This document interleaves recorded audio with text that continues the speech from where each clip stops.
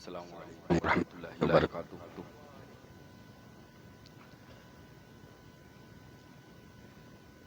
الحمد للہ الحمد للہ الذی ابدع الافلاک والارضین والصلاة والسلام علی من کان نبیا وآدم بین الماء والطین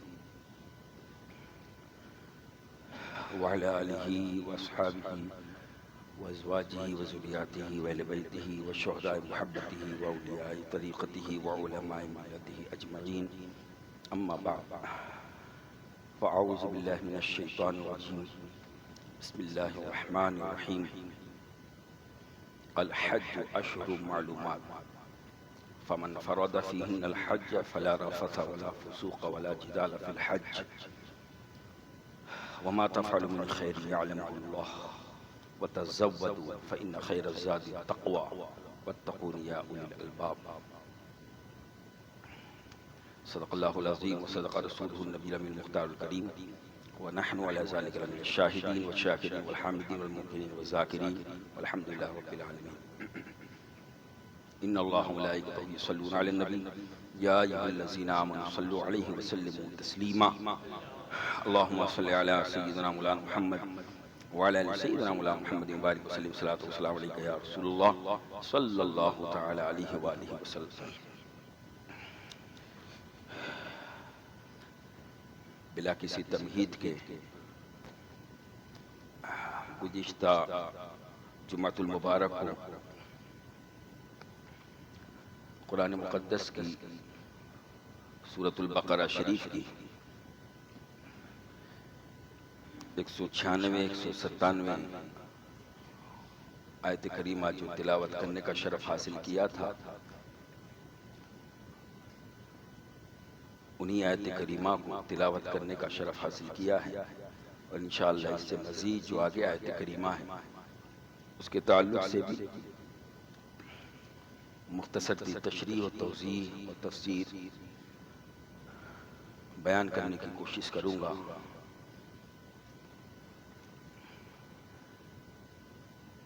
اس کے اوپر جو آیت کریمہ ہے جس میں اللہ تبارک و تعالیٰ نے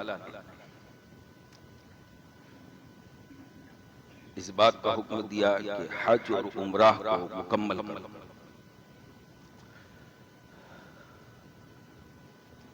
وَأَتِمُّوا الْحَجَّ وَالْعُمْرَةَ لِلَّهِ، اللہ کے لیے حج اور عمرہ کو مکمل کرو، اتمام کرو، پورا کرو۔ اور اگر کسی وجہ سے روک دیے جاؤ، محصر ہو جاؤ، احرام میں ہو لیکن حرم تک نہ پہنچ سکو،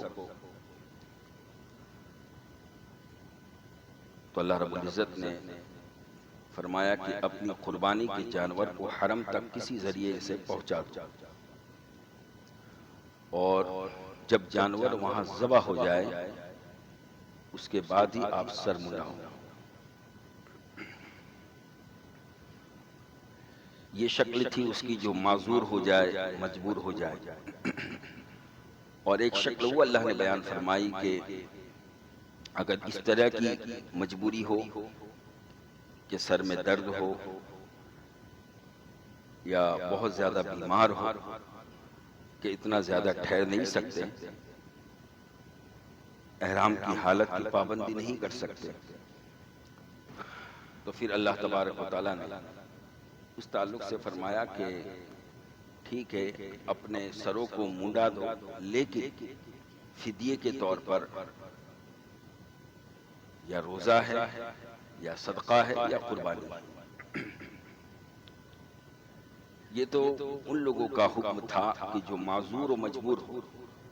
اب آگے اللہ تعالیٰ نے ان کے تعلق سے فرمایا کہ جن کو کوئی مجبوری نہیں اور کوئی عذر نہیں، نہ دشمن کا خوف ہے، نہ کوئی مرض ہے، اور امن کے ساتھ اگر وہ حج کے لیے جائے اور حج کے ساتھ عمرہ کو ملا دے، فَإِذَا أَمِنْتُمْ فَمَا تَمَتَّعَ بِالْعُمْرَةِ إِلَى الْحَجِّ، کہ حج کے ساتھ عمرہ کو ملا دے۔ اور اس کی میں نے قسمیں بیان کی تھی کہ حج کی 3 قسمیں ہیں۔ ایک حج افراد ہے کہ جس میں صرف حج ہوتا ہے، اور ایک حج تمتع ہے، حج قران ہے. ان میں حج اور عمرہ دونوں ہوتا ہے. حج قران میں عمرہ کرنے کے بعد بھی حج کی پابندی سے باہر نہیں ہوتا، لیکن حج تمتع میں عمرہ کرنے کے بعد حج کی پابندی سے باہر ہو جاتا ہے. اور جب 8 یا 9 ذی الحج کو 7 یا 8 ذی الحج کو وہ جو ہے مکہ معظمہ سے وہ حاجی حج کا احرام باندھتا ہے، اسے حج تمتع کہتے ہیں. یعنی حج کے ساتھ عمرہ کو ملایا. تو حج کے ساتھ جو عمرہ کو ملائے تو اب اس پر فمستیسر من الہدی، جس کو میسر آئے تو وہ قربانی پیش کرے، ہدیہ پیش کرے. اور وہ قربانی شکرانے کی قربانی ہوگی کہ حج کے ساتھ عمرہ کا موقع ملا تو اس شکرانے کی قربانی. اور اگر پھر اللہ نے فرمایا کہ اگر وہ قربانی میسر نہ آ سکے فمن لم یجد، اگر تمتع کیا قران کیا لیکن قربانی نہ ملی، فمن لم یجد فصیام ثلاثۃ ایام فی الحج، تو پھر وہ حج کے دنوں کے اندر 3 روزے رکھے، وسبعۃ اذا رجعتم، اور 7 روزے جب اپنے گھر پہ واپس پلٹ کے آئے تب 7 روزے رکھے. 10 روزے یہ اس قربانی کا بدلہ ہے کہ جو قربانی قران اور تمتع میں شکرانے کے طور پر حرم کے اندر دی جاتی ہے اور حاجی نہ دے سکے تو اس پر وہ لازم ہے. اور میں نے عرض کیا تھا وہ قربانی جو حرم کے اندر ہونا شرط ہے یہ تمتع اور قران کے لیے، لیکن اس کے علاوہ وہ قربانی جو 10 11 12 کو پوری دنیا کے مسلمان اپنے اپنے گھروں میں کرتے ہیں، وہ قربانی جان اور مال کے شکرانے کی قربانی. اور اس قربانی کے لیے حرم کا ہونا ضروری نہیں، بلکہ اپنے مقام پر اپنے وطن میں اگر وہ صاحب نصاب ہے تو وہ قربانی کرے گا. اس کے احکام اور ہیں. کچھ لوگوں نے یہ سمجھ لیا تھا گزشتہ جمعہ سے کہ اگر قربانی نہ کر سکے تو روزہ رکھے. تو یہ ان کے لیے ہے جو حج قران اور حج تمتع کرنے والے. حاجیوں کے لیے احکام بیان ہو رہے ہیں، یہ غیر حاجیوں کے لیے نہیں. چونکہ ہم حاجی نہیں، ہم حرم میں نہیں ہیں. یہ ان کے لیے ہے جو حرم میں پہنچ چکے اور حج تمتع یا حج قران کی سعادت سے مشرف ہو رہے ہیں. اور دعا کرے اللہ تبارک و تعالی ہم سب کو بھی حج کی سعادت نصیب فرمائے. تو یہ طریقے اللہ تبارک و تعالی نے یہ مسائل بیان فرمائے. اور یہ کس کے لیے ہے؟ پھر اللہ رب العزت نے فرمایا کہ تمتع اور قران، حج تمتع اور حج قران یہ ان کے لیے ہے کہ جن کے اہل و عیال حرم میں نہ رہتے ہیں. ذالک لمن لم یکن اہلہ حاضر المسجد الحرام، یعنی جو مسجد حرام کا رہنے والا نہ ہو، مکہ سے جیسے ہم لوگ ہیں مکہ سے باہر کے رہنے والے، تو قران اور تمتع، حج قران اور حج تمتع ان کے لیے ہے جو حرم میں رہنے والے نہ ہو، حرم کے باہر حل کے رہنے والے. حرم کے باہر کے مقام کو حل کہتے ہیں. حل کے رہے یعنی محلل کے لیے ہے. لیکن جو حرم میں رہتا ہے اس کے لیے حج کے مہینے میں صرف حج افراد کرنا لازم ہے، وہ حج تمتع اور قران نہیں کر سکتا. مکہ شریف کے رہنے والے، وہاں کے وطنی، وہاں کے مقامی صرف حج افراد کرے. لیکن باہر سے آنے والے وہ حج تمتع کرے، لیکن حج قران سب سے افضل ہے، اس لیے کہ اس میں جو ہے احرام کی پابندی زیادہ ہے اور حضور پاک صلی اللہ علیہ وسلم کی سنت مبارکہ. لیکن اجازت دی گئی قرآن میں تمتع اور قران دونوں کی. لہذا جس کو یہ موقع میسر آئے اور قربانی وہ اس کو میسر آ جائے تو پھر قربانی ضرور کرے شکرانے کے طور پر. وہ قربانی شکرانے کی کہ عمرہ کے حج کے ساتھ عمرہ کو ملایا، اس شکرانے کی قربانی. اور پھر اللہ تعالیٰ نے فرمایا واتقوا اللہ، اللہ سے ڈرو. اور اس کے اگلی آیت میں اللہ تعالیٰ نے پھر یہ ارشاد فرمایا کہ عمرہ کے لیے تو پورا سال ہے، اس کے لیے کوئی وقت متعین نہیں عمرہ کے لیے، اور عمرہ سنت ہے. لیکن حج کے لیے وقت مقرر ہے، مہینہ مقرر ہے. لہذا فرمایا الحج اشہر معلومات، حج کے مہینے مشہور ہیں، معلوم ہیں. کہ جو پہلے سے جو ہے انبیاء علیہ السلام کے دور سے حضرت ابراہیم علیہ السلام، بلکہ ان سے پہلے جو انبیاء علیہ السلام آئے، حضرت آدم علیہ السلام، ان کے دور میں بھی یہ بات مشہور و معروف تھی کہ حج جو ہے کعبہ کا ہوتا ہے، اور قربان جائے حج جو ہے کائنات میں صرف کعبہ کا ہوا، اور کسی گھر کا طواف اور حج نہیں ہوا۔ قبلہ عبادت کا بیت المقدس ضرور بنایا گیا چند مہینوں کے لیے، لیکن حج ہمیشہ کعبہ کا ہوا، بیت اللہ شریف کا۔ تو اس کے حج کے مہینے اللہ نے فرمایا اشہر معلومات، مشہور و معروف، اور وہ کون سے؟ شوال، ذی القعدہ اور ذی الحج کے یہ 10 ایام، کہ یہ جو ہے 2 مہینہ 10 دن یہ حج کے مہینے کہلاتے ہیں۔ یعنی ان مہینوں کے اندر اگر کسی نے عمرہ کیا اور ساتھ میں پھر اسی سفر میں حج کیا تو وہ حج تمتع والا ہوگا یا حج قران والا ہوگا، اس کے لیے سارے احکام ہیں۔ الحج اشہر معلوم۔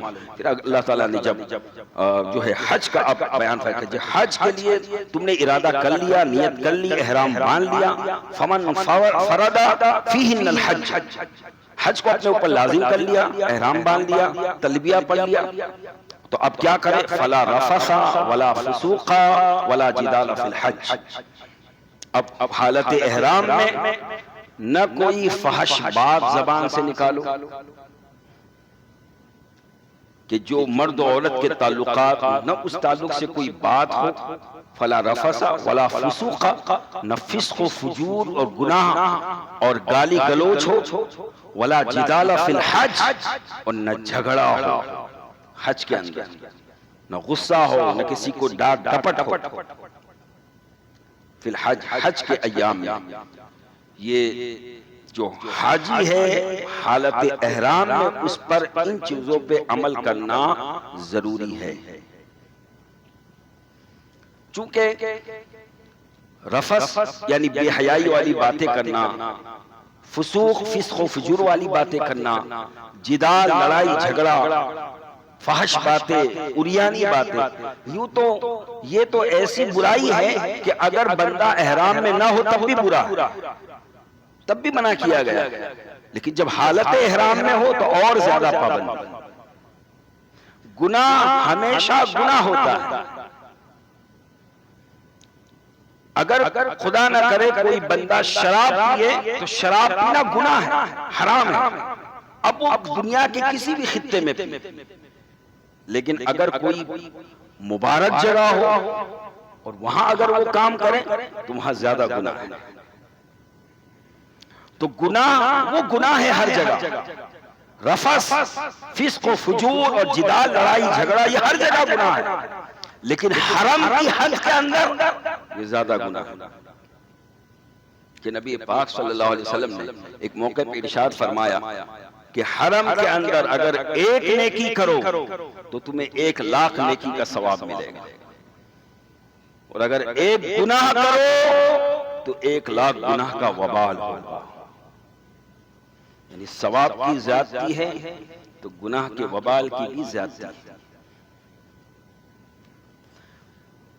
تو لہٰذا حالت احرام میں ان باتوں پر عمل کرنا حاجی کے لیے لازم ہے۔ اور پھر فرمایا وما تفعلوا من خیر، اور جو بھی تم خیر کرتے ہو، اچھائی کرتے ہو، یعلمہ اللہ، اللہ اس کو جانتا ہے، جو بھی نیکی کرتے ہو اللہ کو سب پتا ہے، اللہ کو سب معلوم ہے۔ یہاں سے یہ بھی سمجھ میں آ گیا کہ بندے کے لیے ضروری نہیں ہے کہ کوئی بھی عمل باقاعدہ طور پر اللہ کی بارگاہ میں یہ عرض کرے کہ یا اللہ یہ میں عمل تیری بارگاہ میں پیش کر رہا ہوں، اگر وہ نہ بھی کہے پھر بھی خدا جان رہا ہے۔ یہ عقیدہ درست رکھے، یہ ضرور ہے، کیونکہ ایسا قدرت کا سسٹم ہے انسان کے ساتھ کہ انسان کوئی بھی عمل کرے، اگر وہ اچھائی کر رہا ہے تو خدا تو جانتا ہی ہے، وہ پہلے سے جانتا ہے، اگر برائی کر رہا ہے تب بھی جانتا ہے۔ اور پھر ساتھ میں اللہ تبارک و تعالیٰ نے 2 فرشتے مقرر کر دیے، کرامن کاتبین، وہ لکھ بھی رہے ہیں، اللہ کی طرف سے ایک نیکیاں لکھ رہا ہے، ایک برائیاں لکھ رہا ہے۔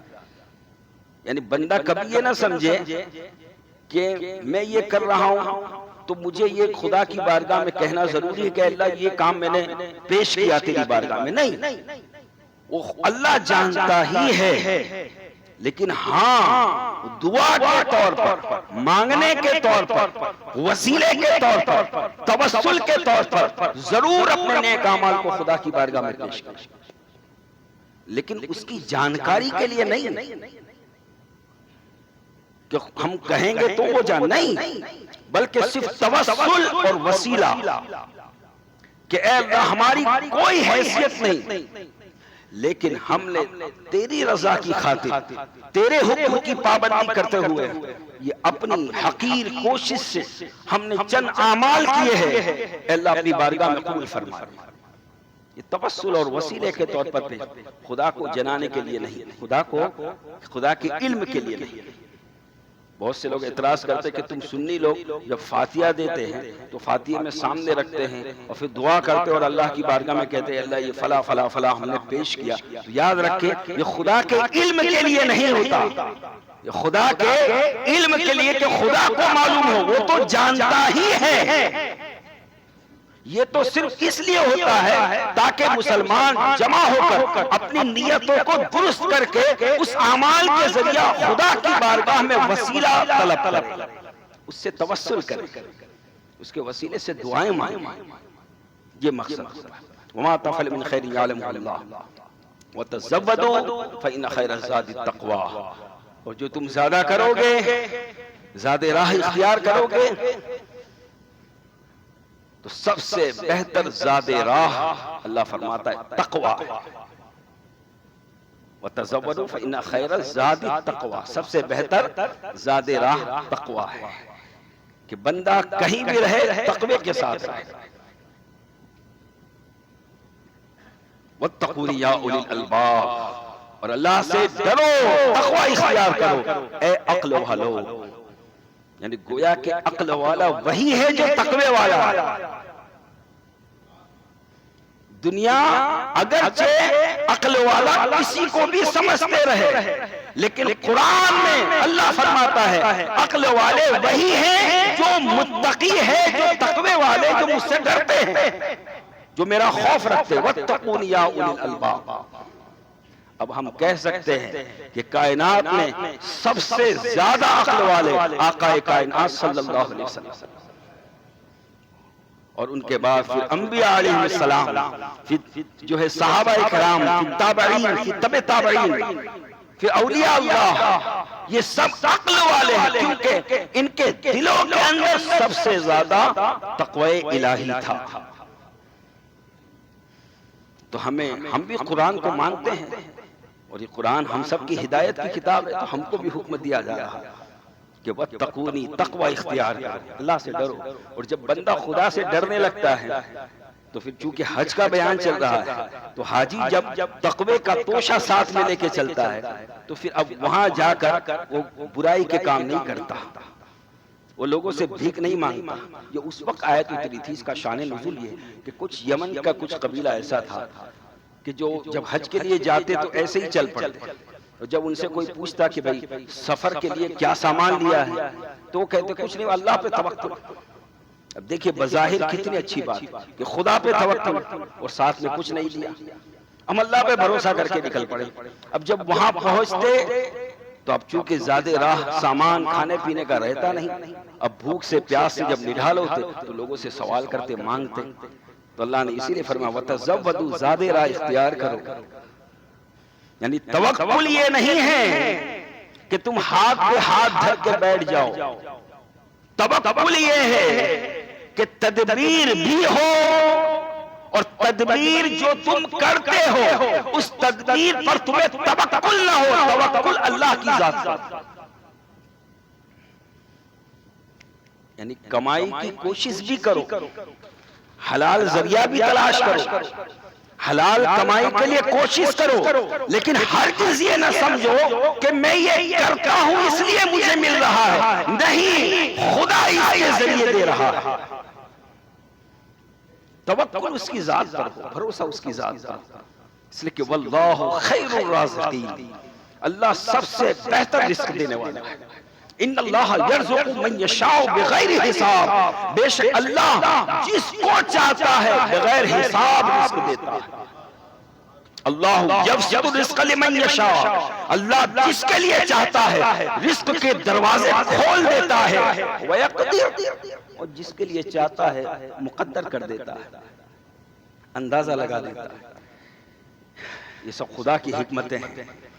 تو بندے کو ہمیشہ توکل خدا پر رکھنا چاہیے، لیکن خدا پر توکل کا مطلب ہرگز یہ نہیں کہ آپ بیمار پڑ جاؤ تو توکل کرتے ہوئے دوائی بھی نہ کرو، نہیں، مطلب یہ کہ دوائی ضرور کرو لیکن توکل دوا پہ نہ ہو، توکل خدا پہ۔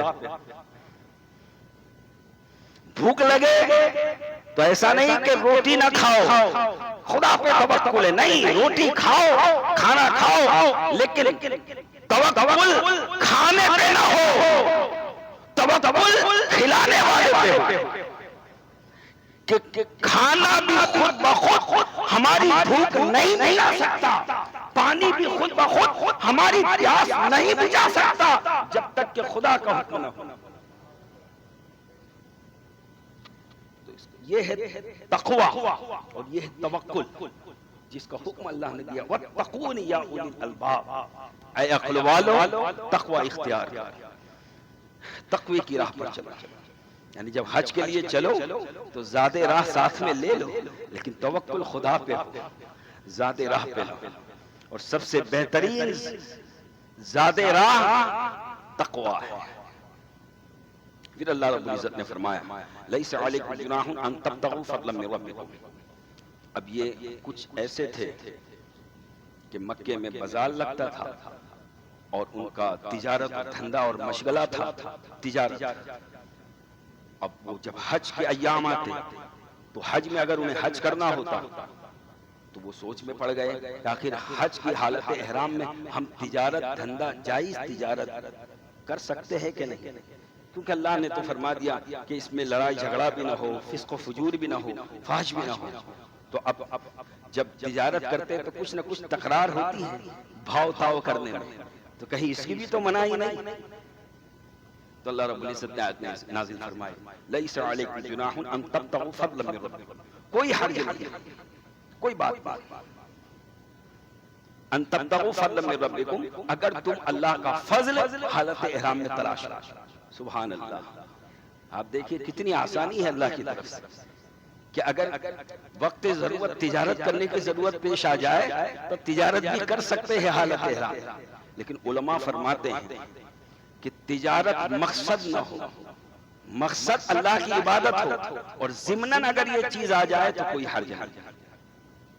لیس علیکم جناح ان تبتغوا فضلا من ربکم، اللہ کا فضل تلاش کرو، یعنی حالت احرام میں بھی آپ دھندا کر سکتے ہیں، حالت احرام میں، حج کے احرام میں آپ بزنس کر سکتے ہیں ضرورتاً، لیکن مقصد وہ نہ ہو، مقصد عبادت ہو۔ اور پھر اللہ رب العزت نے فرمایا فَإِذَا أَفَضْتُم مِّنْ عَرَفَاتٍ فَاذْكُرُوا اللَّهَ عِندَ الْمَشْعَرِ الْحَرَامِ، کہ جب عرفات سے واپس پلٹو تو اللہ کا ذکر کرو مشعر حرام کے پاس۔ اب یہ جو واپس پلٹنا ہے عرفات سے، تو اس وقت کچھ قوم ایسی تھی کہ جو اپنے آپ کو مکے کے اور حرم کے خادم کہتے تھے اور رئیس کہتے تھے، لیکن وہ عرفات نہیں جاتے تھے، منا سے مزدلفہ جا کر وہیں ٹھہر جاتے تھے۔ لیکن حکم کیا ہے کہ پہلے عرفات جائے اور واپس پلٹتے ہوئے مزدلفہ ٹھہرے، لیکن وہ مزدلفہ میں ٹھہرتے تھے۔ تو اللہ رب العزت نے فرمایا فَإِذَا أَفَضْتُم مِّنْ عَرَفَاتٍ فَاذْكُرُوا اللَّهَ، کہ عند المشعر الحرام، کہ جب میدان عرفات سے واپس پلٹو تو مشعر حرام کے پاس اللہ کا ذکر کرو۔ اب یہ مشعر حرام کیا ہے؟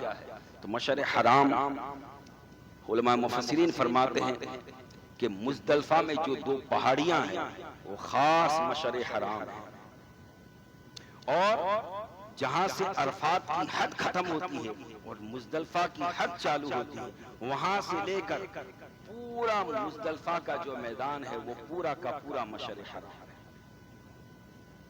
یعنی اس مشعر حرام میں تم ٹھہرو، عرفات سے چلو، وہاں مغرب اور عشاء مزدلفہ میں ساتھ میں ادا کرو، یہ بھی اللہ کا ذکر ہے۔ مزدلفہ میں مغرب اور عشاء ساتھ میں ادا کرو۔ دنیا کی کسی بھی خطے میں آپ ایک وقت میں 2 نمازیں نہیں پڑھ سکتے، لیکن قربان جائے مزدلفہ میں یہ پڑھنا واجب ہے۔ عرفات سے نکلو تو میدان عرفات سے جب مزدلفہ پہنچو مشعر حرام، تو اللہ نے فرمایا وہاں ذکر کرو، تو ذکر میں یہ بھی شامل ہے کہ تم 2 نمازوں کو ایک ساتھ جمع کرو، اور پھر رات بھر اللہ کی تسبیح تحلیل کرو، اللہ سے دعائیں مانگو، استغفار کرو، یہ سب ذکر میں شامل ہے۔ اور اللہ رب العزت نے پھر فرمایا وَاذْكُرُوهُ كَمَا هَدَاكُمْ، ایسا ذکر کرو اللہ کا جیسا کہ اللہ نے تم کو ہدایت دی،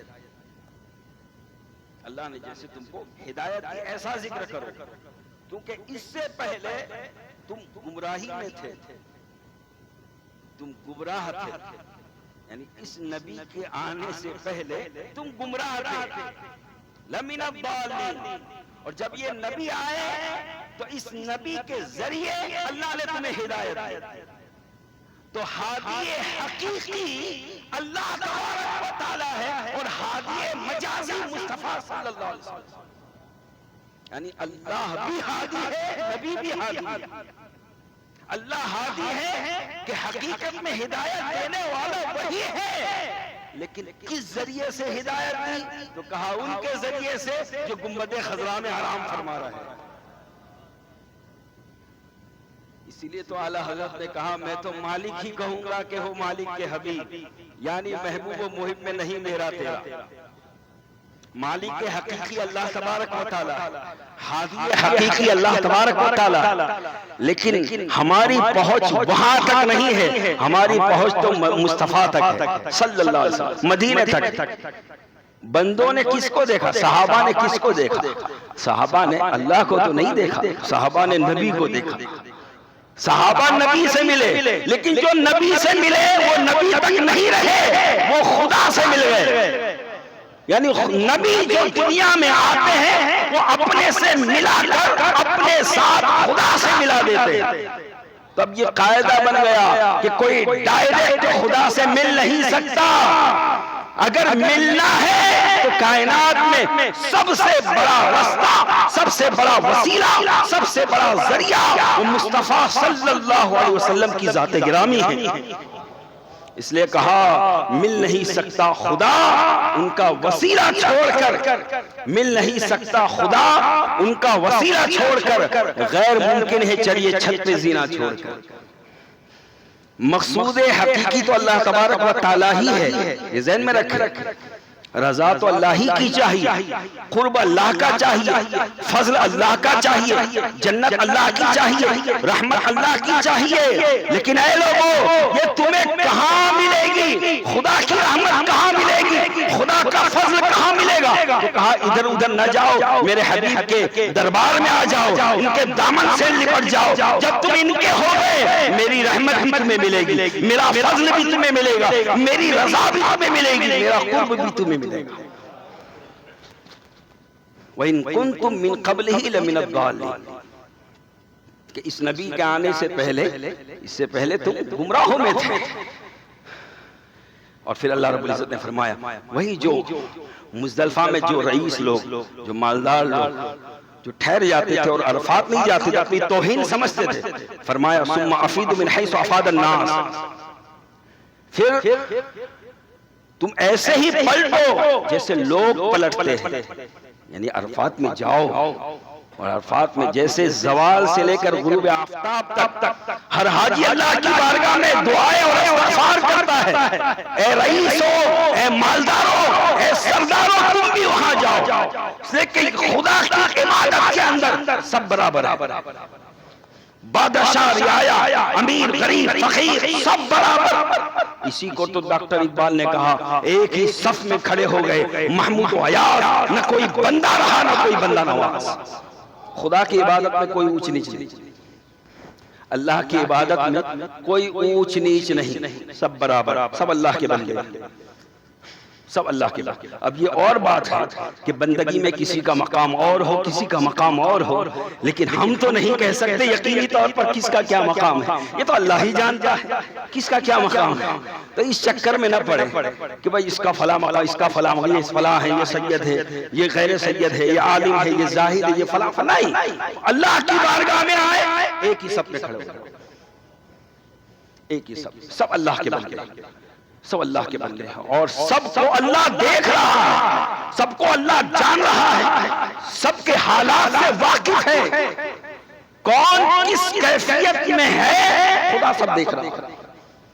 اس کی بارگاہ میں جب آئے سر جھکا، اس لیے علماء فرماتے ہیں کہ جب اللہ کے گھر میں آئے، جیسے حاجی لوگ جب حج کے لیے جائیں اور 5 وقت جب بندے مسجد میں آئے، چونکہ اللہ کا گھر ہے تو اللہ کو راضی کرنے کے لیے آ رہے ہیں، تو بندے کو چاہیے کہ ادھر ادھر ذہن دوڑانے کے بجائے اپنی لو اللہ کی طرف لگائے، ادھر ادھر ذہن، کیونکہ اللہ کو راضی کرنا، اللہ دیکھ رہا ہے، اللہ سب کو دیکھ رہا ہے، اور یہاں سب برابر، کوئی اونچ نیچ نہیں، مسائل سب کے لیے ایک۔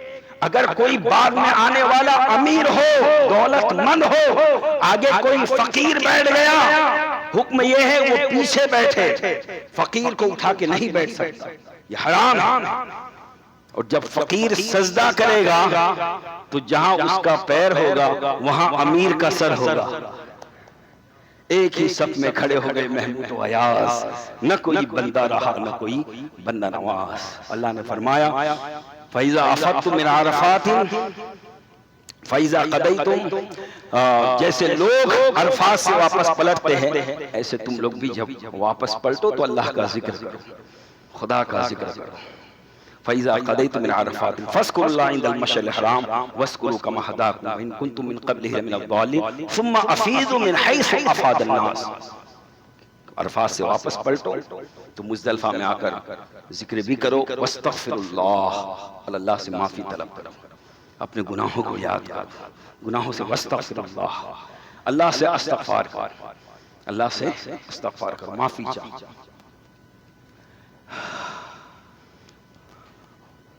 اور پھر اللہ رب العزت نے فرمایا فَإِذَا قَضَيْتُم مَنَاسِكَكُمْ فَاذْكُرُوا اللَّهَ كَذِكْرِكُمْ آبَاءَكُمْ أَشَدَّ ذِكْرًا، کہ جب تمام حج کے ارکان سے فارغ ہو جاؤ، کہ تم نے عرفات میں بھی قیام کر لیا، مزدلفہ میں بھی قیام کر لیا، اور مینا میں آ گئے، اب مینا میں آ گئے، اب مینا میں آنے کے بعد جب تمام چیزوں سے فارغ ہو جاؤ تو فَإِذَا قَضَيْتُم مناسککم، تمام مناسک حج کے تمام ارکان ادا کر چکو،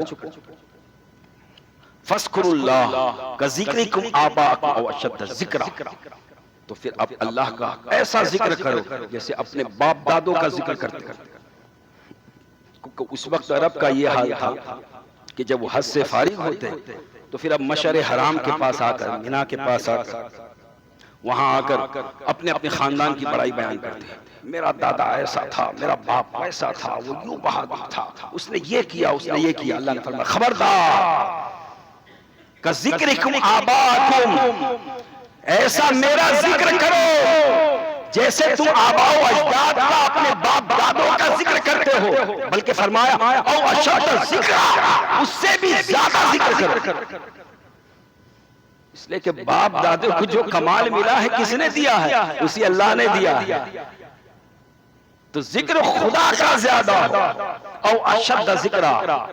پھر اللہ نے فرمایا فَمِنَ النَّاسِ مَن يَقُولُ رَبَّنَا آتِنَا فِي الدُّنْيَا وَمَا لَهُ فِي الْآخِرَةِ مِنْ خَلَاقٍ، اور ان میں سے کچھ لوگ ایسے ہیں کہ جو اس وقت یہ دعا کرتے ہیں کہ اللہ ہمیں دنیا میں یہ دے، دنیا میں یہ دے، دنیا میں یہ دے، وَمَا لَهُ فِي الْآخِرَةِ مِنْ خَلَاقٍ، آخرت میں ان کو کوئی حصہ نہیں ملتا۔ اس لیے کہ اس وقت عالم یہ تھا، ایام جاہلیت میں لوگ جب حج کے ارکان سے فارغ ہوتے تو آ کر دعائیں کرتے، اللہ بارش دے، اللہ روزی دے، اللہ عزت دے، اللہ شہرت دے، صرف دنیا ہی مانگتے۔ اللہ فرماتا ہے کہ ان کو آخرت میں کوئی حصہ نہیں ملے گا، جو صرف دنیا مانگتے۔ اور پھر فرمایا وَمِنْهُمْ مَن يَقُولُ، اور ان میں سے کچھ ایسے میرے خاص بندے بھی ہیں کہ ربنا آتنا فی الدنیا حسنہ وفی الآخرۃ حسنہ وقنا عذاب النار، جو یہ کہتے ہیں ہمارے رب ہمیں دنیا کے بھی اچھائیاں عطا فرما اور آخرت کی بھی اچھائیاں عطا فرما۔ دنیا و آخرت دونوں مانگو خدا سے، دنیا بھی مانگو آخرت بھی مانگو۔ آخرت دنیا کی اچھائی بھی وہی دینے والا ہے، آخرت کی اچھائی بھی وہی دینے والا ہے۔ تو دعا کا طریقہ اور جامع دعا یہ بتائی گئی، ربنا آتنا فی الدنیا حسنۃ وفی الآخرۃ حسنۃ وقنا عذاب النار، اور اے اللہ ہمیں جہنم کی آگ سے بچا، جہنم سے بچا، دنیا کی اچھائی بھی دے، آخرت کی اچھائی بھی دے، اور جہنم کے انگاروں سے بھی ہماری حفاظت فرما، آمین۔ حضرت انس بن مالک رضی اللہ عنہ صحابی رسول، ایک شخص ان کی بارگاہ میں آیا، کہا کوئی دعا سکھائے۔ اب وہ جو جس چیز کے لیے بھی دعا طلب کرتا تو آپ یہی آیت پڑھ کے بتاتے، ربنا آتنا فی الدنیا حسنہ، جاؤ یہ پڑھو۔ اب وہ کہتا بھائی ساری چیزوں کے لیے آپ ایک ہی دعا بتاتے، کہا اس میں وہ کون سی چیز ہے جو نہیں آ گئی؟ سب کچھ تو اس میں آ گیا۔ ربنا آتنا فی الدنیا، دنیا کی ساری اچھائیاں بھی آ گئی، آخرت کی ساری اچھائیاں بھی آ گئی، جہنم سے بچنے کا اللہ کی بارگاہ میں جو ہے دعا بھی آ گیا، وقنا عذاب النار۔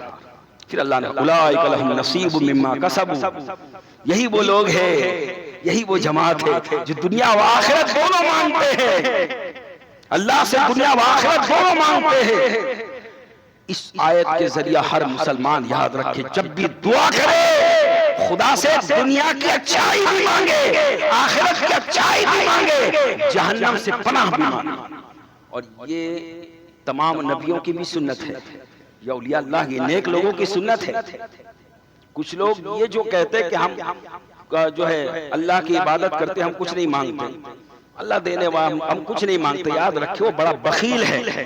حکم دیا گیا ہے مانگو، مانگو اور یقین کے ساتھ مانگو، یقین کے ساتھ مانگو۔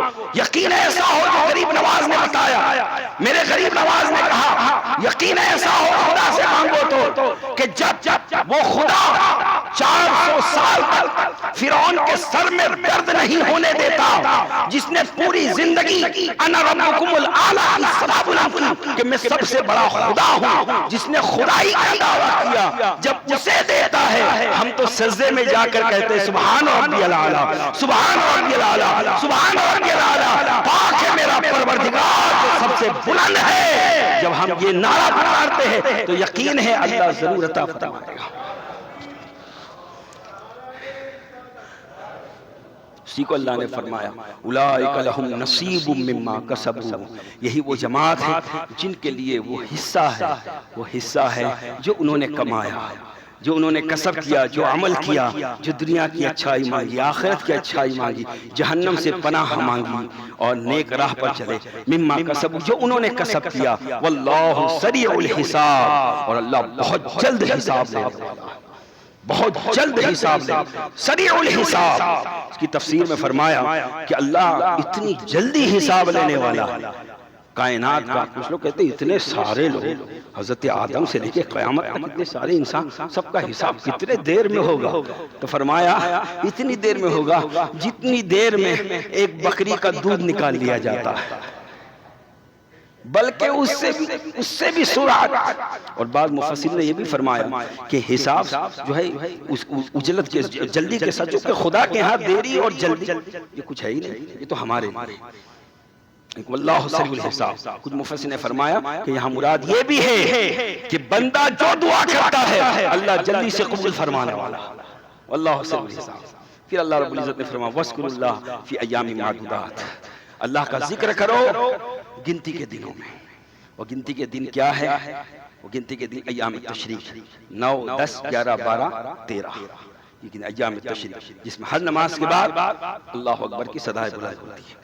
وَاذْكُرُوا اللَّهَ فِي أَيَّامٍ مَّعْدُودَاتٍ فَمَن تَعَجَّلَ فِي يَوْمَيْنِ۔ اب یہاں ایک حکم بیان کہ مینا کے اندر کچھ لوگ 2 دن میں واپس پلٹ جاتے تھے، کچھ لوگ 3 دن میں واپس پلٹتے تھے، تو اس وقت کوئی ان کو برا کہتا، کوئی ان کو برا کہتا. اللہ فرماتا ہے وَاذْكُرُوا اللَّهَ فِي أَيَّامٍ مَّعْدُودَاتٍ، اللہ کا ذکر کرو ان مقررہ دنوں میں. فَمَن تَعَجَّلَ فِي يَوْمَيْنِ فَلَا إِثْمَ عَلَيْهِ، اگر کوئی جلدی سے 2 دن میں واپس پلٹ جاتا ہے مکہ، کوئی حرج نہیں، اس پر کوئی گناہ نہیں. وَمَن تَأَخَّرَ، اور اگر کوئی لیٹ جاتا ہے یعنی 12ویں کو بھی وہاں رکتا ہے اور رمیہ جمار کرتا ہے تو بھی کوئی حرج نہیں. یعنی چاہے تو 10-11 کو رمیہ جمار کرے مینا میں رکے، اور چاہے تو 10-11-12 3 دن رکے، کوئی حرج نہیں. ومن تأخر فلا اثم علیہ لمن اتقى، یہ حکم ان کے لیے ہے جو تقوی والے ہیں، تقوی اختیار کرنے والے ہیں. واتقوا اللہ، اب اللہ فرماتا اللہ سے ڈرو، اللہ سے ڈرو. حاجیوں کو خاص حکم دیا جا رہا ہے، اللہ سے ڈرو. وَأَنَّكُمْ إِلَيْهِ تُحْشَرُونَ، اس لیے کہ تم سب کو اسی کی بارگاہ میں حاضر ہونا ہے.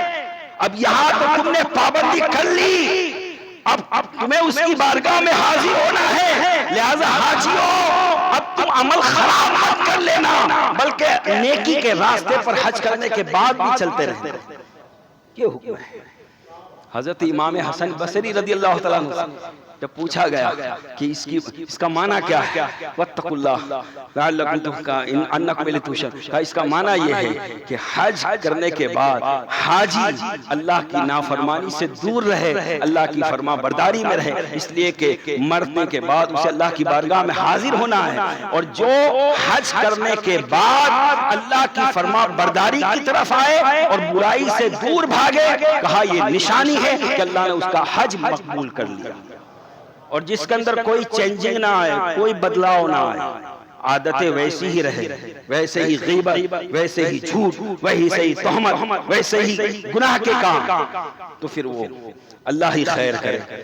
ہمیں تو اچھی امید رکھنی چاہیے، لیکن حکم یہ ہے کہ جو حجاج کرام ہے خاص طور سے وہ اپنے اعمال کو درست رکھے، تاکہ اللہ کی بارگاہ میں جو ہم نے یہ محنت اور مشقت کی، جو عبادت کے طور پر، اللہ اسے قبول فرمائے اور اس کا اجر عظیم عطا فرمائے. یہاں تک الحمدللہ تعالی اس آیت کریمہ تک حج کے احکام مکمل، اور بحمدہ تعالی یہ مہینہ بھی حج کا ہے.